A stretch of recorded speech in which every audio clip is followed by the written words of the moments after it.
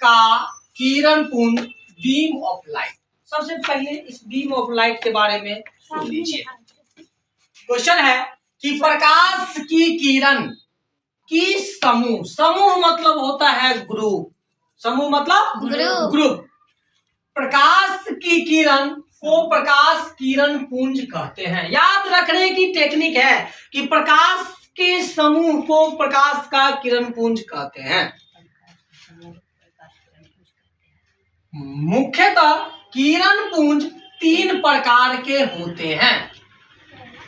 3 प्रकार के, कोई पूछेगा कि किरण पुंज कितने प्रकार के होते हैं, तो 3 प्रकार के होते हैं। एक होता है अपसारी किरण पुंज, जिसको इंग्लिश में कहते हैं डाइवर्जिंग।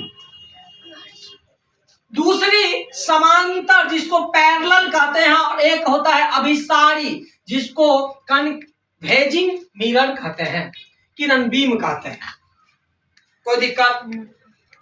अब कहता है पारदर्शी पदार्थ, बहुत अच्छा सा क्वेश्चन है। ट्रांसपेरेंट ऑफ लाइट या मेटेरियल। प्रकाश, सबसे पहले हम लोग आपस में बात करते हैं। पारदर्शी किसको कहेंगे?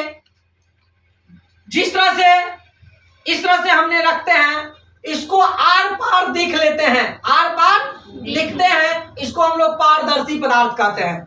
जिस तरह से आप थोड़ा ये दुपट्टा दीजिए, हमको दीजिए, ये दुपट्टा देखिए, इसमें हम लोग इस तरह से देखेंगे तो आर पार वस्तु को दिख रहे हैं, तो इसका मतलब है हमको ये पारदर्शी पदार्थ है। तो हम लोग कह सकते हैं कि वे वस्तुएं या वे पदार्थ जिनसे होकर प्रकाश आसानी से पार कर जाता है, क्या कर जाता है? आसानी से पार कर जाता है, पारदर्शी पदार्थ कहलाता है। कोई भी प्रकाश अगर हम इस तरह से घेरेंगे, इस तरह से घेर दिए, इस तरफ लाइट है, इस तरफ लाइट नहीं है, अगर इसमें से इसमें चल गया, इसका मतलब है वो पारदर्शी पदार्थ है।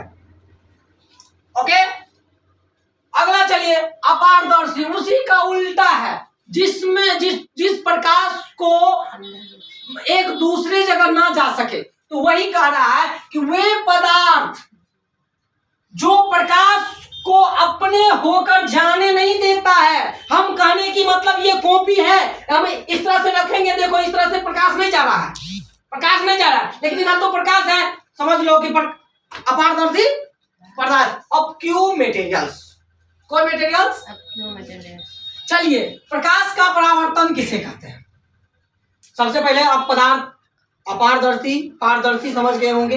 पारदर्शी किसको कहेंगे? याद करने का टेक्निक है। पारदर्शी हुए वस्तुएं जिससे प्रकाश गुजरता है, पारदर्शी पदार्थ कहलाते हैं। अपारदर्शी पदार्थ वे वस्तुएं जिनसे होकर प्रकाश ना गुजरता है, ना जाने देता है, अपारदर्शी पदार्थ। ओके, चलिए हम लोग प्रकाश का परावर्तन, reflection of light. Reflection of light, प्रकाश के किसी वस्तु से टकराकर को प्रकाश परावर्तन कहते हैं। तो कहने की मतलब देखो, अगर माना कि वो प्रकाश है, वहां से टकराकर यहाँ आता है। आईना कभी देखे हो? आईना देखे हो? आईना से हम प्रकाश के ऐसे ऐसे करते रहते हैं, तो वहां जिस तरह से जितना बड़ा मिरर रहता है, वो इस तरह से करते रहता है, वो प्रकाश टकराकर। तो कहता है कि प्रकाश के किसी वस्तु से टकराकर लौटने को प्रकाश का परावर्तन कहते हैं। आईना को देख लिए ना, हम लोग इस तरह से आईना को क्या करते हैं, इस तरह से ऐसे ऐसे करते हैं, तो प्रकाश क्या करता है, वहां पे टकराकर लौटता है। टकराकर क्या करता है? लौटता है। प्रकाश का परावर्तन कहते हैं। प्रकाश का परावर्तन कहते हैं। समझ में आया या नहीं आया? यस सर, आ गया। आया। मेरा ढक्कन खो गया। हाँ। समतल दर्पण, प्लेन मिरर। समतल मतलब पैरेलल, समतल मतलब क्या होता है? पैरेलल। जिस जमीन पर हम लोग अभी खड़े हैं, ये पैरेलल है।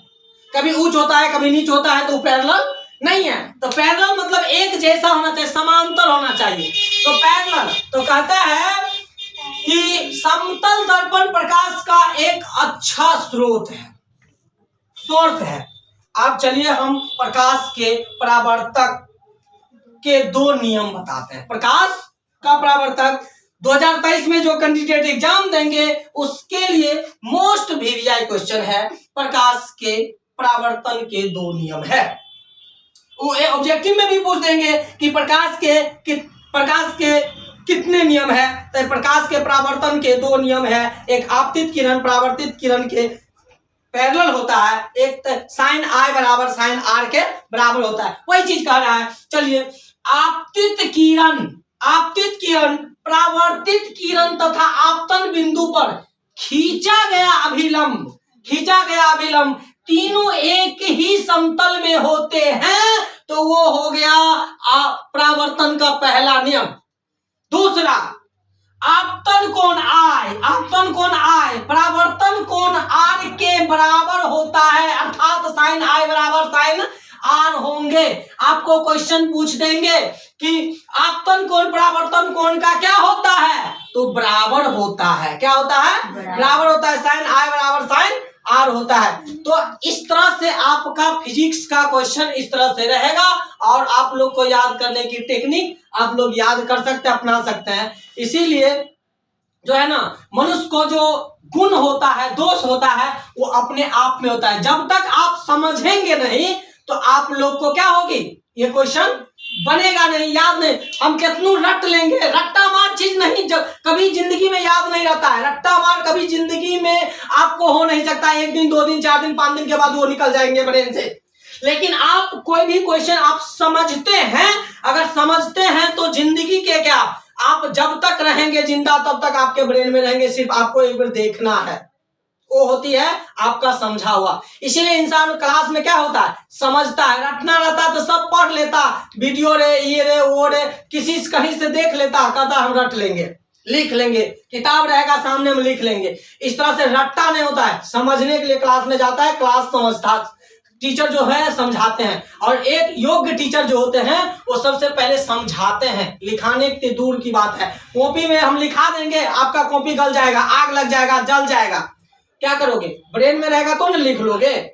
तो इसीलिए आज हम यहीं तक, और आप लोग से बता दें कि अगर फिजिक्स का क्वेश्चन अगर याद ना हो तो जिस तरह से हम बताएं, पढ़ाएं, समझ के आप एक बार घर पे जाएं और आराम से बैठ के स्मरणीय करिए, अपने आप याद हो जाएंगे।